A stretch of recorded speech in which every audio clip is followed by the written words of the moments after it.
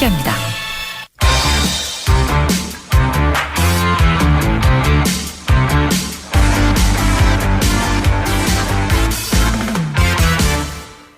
TVN 광주 매거진 2부 함께하고 계십니다. 범죄 사건을 통해서 우리 사회를 들여다보고요. 또 예방 대책들을 알아보는 범죄 파일 사건은 말한다 시간인데요. 오늘은 호남대학교 경찰행정학과 김정규 교수와 함께합니다. 스튜디오에 나오셨습니다. 어서 오십시오. 네, 안녕하십니까. 김정규입니다. 네, 교수님 오늘은 이 범죄 파일에서 어떤 사건 다뤄보죠? 오늘은 그 소년범죄의 저연령 충폭화 현상과 네. 처벌에 관한 내용에 대해서 이야기해 볼 예정입니다. 네. 바로 오늘 그 오전에 그 광주지법 형사 11부에서 그 10대 집단 폭행 살인 사건의 판결이 있었습니다. 네. 아마 제가 생각하기로 올해 우리 지역에서 가장 흉폭한 소년 범죄가 있었다면은 바로 이 사건이 아닐까 네. 그렇게 생각을 하고 있습니다. 우리 지역에서요. 네, 아시겠지만 그 10대 소년들이 또래 피해자를 장기간 집단 폭행해서 숨지게 한 사건이었는데요. 오늘 선고는 그 최고 징역 20년의 실형을 받은 것으로 나타났습니다. 네. 피고인들이 뭐 살인의 고의성이 없다고는 주장했지만 법원은 폭행 후에 피해자를 방치한 점과 은폐를 시도했다는 점들을 고려해서 이를 받아들이지 않았습니다. 네. 그래서 사회적으로 뭐 엄청난 물의를 일으켰고요. 그렇습니다. 사실 충격에 빠졌던 사건 아니겠습니까? 그렇습니다. 많은 국민들이 공분을 일으켰고 그에 대해서 소년범 처벌에 대한 강화 문제까지도 확대해서 논의가 되었던 사건이었습니다. 네. 무엇보다도 이제 지역민들의 충격도 컸지만 또 국민청원까지 이어졌던 그런 사건이죠. 그렇습니다. 그때 유가족과 그 관계자분들께서 그러게요. 엄격한 처벌을 요구하는 내용의 청원을 하였고 또 금세 20만이 돌파하는 그러한 국민들의 응답이 있었습니다. 네. 자, 이 소년들이라고 보기에는 너무나 사건 자체가 조금 흉악했다고 그럴까요? 좀 충격적이었습니다. 네, 대단히 잔혹했고 집단적으로 오랫동안 폭행해서 숨지게 한 내용이 충격을 주었는데요. 그러게요. 특히 이제 뭐 그 가해자들의 휴대전화에서 그 잔혹한 행위들이 네. 이 디지털 포렌식을 통해서 복원되면서 더 많은 공분을 샀던 내용이 있었습니다. 네. 자, 이 사건 수사 과정 그리고 재판이 어떻게 이루어졌는지 일단 오늘 선고가 나왔으니까요. 한번 살펴보도록 하죠. 네, 최초의 사건이 접수될 당시에 경찰에서는 폭행치사를 고려해서 사건을 조사하기 시작했습니다. 네. 조사하는 과정에서 지나치게 심각한 폭행 내용이 있었고요. 그리고 또 무엇보다도 사망에 이르게 할 수 있다는 가능성을 스스로들 이해하는 상황들이 정황 증거상 발견되면서 네. 살인죄로 의율이 변경되는 과정이 있었습니다. 수사를 하다 보니까 이게 사건이 생각보다 심각했다 이렇게 봐야 되겠군요. 그렇습니다. 하여튼 계속 때리다가는 죽을 수도 있겠다라는 그런 내용을 조사하는 과정에서 가해자들이 진술을 하였던 것으로 알려져 있습니다. 네. 더더욱 충격적인 것은 방금 교수님께서 얘기를 해 주셨는데 휴대폰에 그걸 저장했다는 거 아니겠습니까? 그렇습니다. 폭행하는 과정이나 이런 것들을요. 네, 뭐 조롱하는 내용의 가사를 만들어서 노래로도 불렀다고 하니까요. 이 흉폭하다는 것 자체에 대한 인식 그것부터가 존재하지 않은 게 아니었나 그런 네. 생각을 하게 됩니다. 자, 교수님께서 보실 때 오늘 이 형량 말이죠. 선고된 형량이 좀 높다 아니면 적정하다 개인적으로 생각하시면 어떻습니까? 이 소년범 사건에 대한 형량은 사건이 흉폭한 내용이 심각하다고 하더라도요. 네. 법에서 최장 기간이 정해져 있습니다. 네. 근데 그 중에서는 가장 높은 수준의 형이 선고된 것으로 볼 수가 있겠습니다. 네. 그러니까 소년범들에게 내릴 수 있는 형량 중에서는 가장 높은 형량을 내렸다 이렇게 봐야 되겠군요. 네, 그렇게 이해가 됩니다. 네. 자, 소년법 그러니까 방금 얘기를 해 주셨는데 이게 형량이 가장 높다고 얘기를 해 주셨어요. 이걸 좀 개정해야 된다. 이런 네. 의견들도 많거든요. 많이 있습니다. 네. 특히나 이게 개정을 하는 데 있어서의 네. 핵심은 그 범죄의 연령이 낮아진다는 데 갈수록요. 예, 방점이 있습니다. 네. 그러니까 그 촉법소년이라고 하는 10세에서 14세의 범죄의 퍼센테이지가 최근 3년 사이에 한 12.4% 정도 증가를 했습니다. 네, 굉장히 많이 늘었군요. 네, 국정감사 올해 자료에 보더라도 촉법소년 2만 8천 명 정도로 집계가 되고 있는데요. 네. 하루 평균 19명인 상황이고 또 그 내용도 충격적인 게 그 살인 강도, 네. 절도 등 4대 강력 범죄가 77%를 차지합니다. 그러니까 단순히 촉법 소년들의 경우에 경미한 범죄의 비중이 높을 것이라는 기대는 잘못된 생각이라는 그렇군요. 것을 알 수 있는 증거 자료가 되겠죠. 네. 자, 그렇다면 이 소년법 개정에 대한 논란에 대해서는 뭐 여러 가지 의견들이 있을 수 있겠습니다만은 전문가 입장에서 보셨을 때 그러니까 처벌할 수 있는 나이를 더 낮추는 것과 그리고 그대로 놔두되 형량을 좀 더 높이는 것 어떤 게 더 효율적일까요?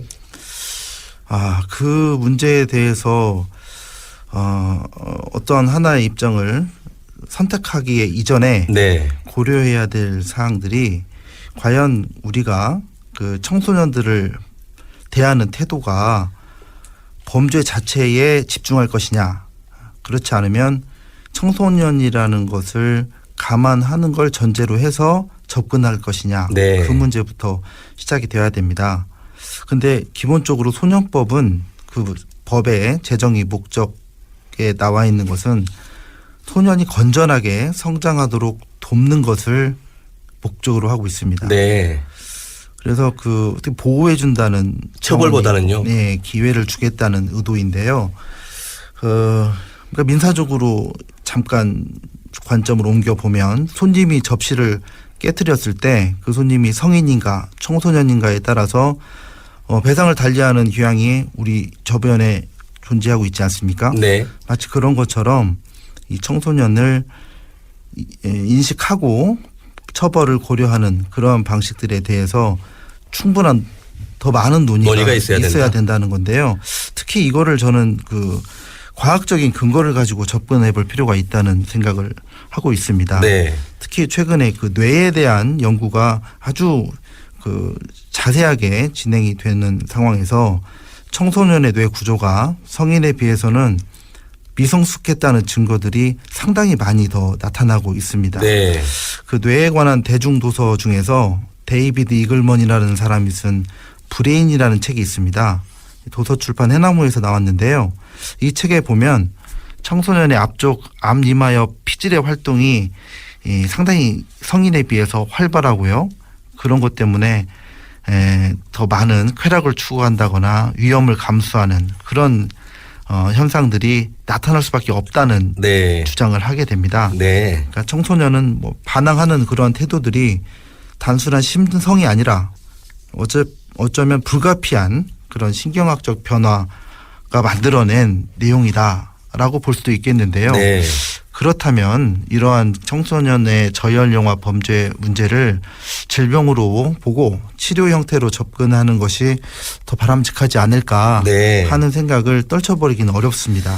그럼에도 불구하고 최근에 그러한 내용들을 종합적으로 고려해 봤을 때 지금 법무부에서 검토하고 있는 형사 미성년자 연령을 낮추는 문제. 14세에서 13세로 낮추는 내용은 일부 동의하는 바가 없는 것은 아닙니다. 네. 그렇다면 이제 무엇을 깨뜨렸냐를 바라볼 것이냐 아니면 누가 깨뜨렸느냐를 이렇게 볼 것이냐 이런 면도 조금 있다 이렇게 봐야 되겠군요. 네. 그렇게 생각을 하고 있습니다. 자, 교수님 가장 또 심각한 게 이 피해 학생이 가족들에게 그러니까 주변에게 알리지 않고 도움을 청하지 않았다 이런 문제들도 좀 지적이 되는 것 같거든요. 어떻게 대처해야 됩니까? 그렇습니다. 저도 이 지점이 처음에 조금 의아했습니다. 네. 이 정도 시간이면 충분히 주변에 네네. 얘기할 수 있었을 텐데요. 네. 근데 어떤 사건이든 간에 단계를 구별해 보면 뭐 저변에 깔린 그 원인이 있고 뭐 중간 원인이 있고 직접적인 원인이 있을 건데요. 네. 이 학생은 기본적으로 이 지역 출신이 아니었습니다. 네. 네. 경남에서 직업학교를 입학하기 위해서 광주에 이전을 해온 학생이었습니다. 그 상황 자체가 교우 관계가 한계가 있고요. 또 부모님과 떨어져 사는 그렇겠군요. 그런 주거 환경이었던 친척들도 것이, 떨어져 있고요. 예, 그래서 그런 어려움이 있을 때 충분히 논의를 할 수 있는 환경 자체가 제한이 되었다는 점이 첫 번째 근본적 원인이라고 생각을 하고요. 네. 두 번째는 이 직업학교에서 고3 마지막 학기를 취업하는 것으로 대체하는 형태로 이 학생이 광주에서 지냈는데요. 네. 그 취업하는 회사에서 생활할 수 있도록 원룸을 지원을 해줬습니다. 네. 근데 거기에서 생활을 하던 중에 이제 퇴사를 하게 돼요. 네. 그러면서 그 가해 학생들과 동거가 시작되는 상황이 이제 원룸에서요? 일어납니다. 예.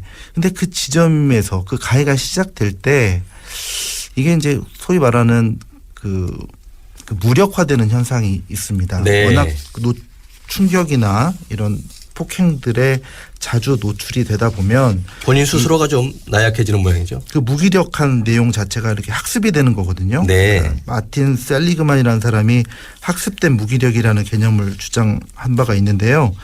그 상황이 계속되는 과정에서 신고를 해야 된다는 생각을 하지 못해요. 네. 이러한 폭력적 피해 현상이 마치 자신에게 부여된 임무 또는 숙명인 것처럼 오해하는 그러한 심리적 상황에 계속 빠져들게 되는 것입니다. 네. 그러다 보니까 신고할 생각마저도 못하지 않았나. 뭐 일부에서는 신고를 했을 경우에 그거에 대해서 보복을 하겠다는 위협 때문에 못하였다는 일부의 평가도 있는데요. 네. 그것 못지않게 학습된 무기력의 부정적인 효과도 있었을 것이라고 저는 생각을 합니다. 네, 알겠습니다. 오늘 말씀 여기까지 듣겠습니다.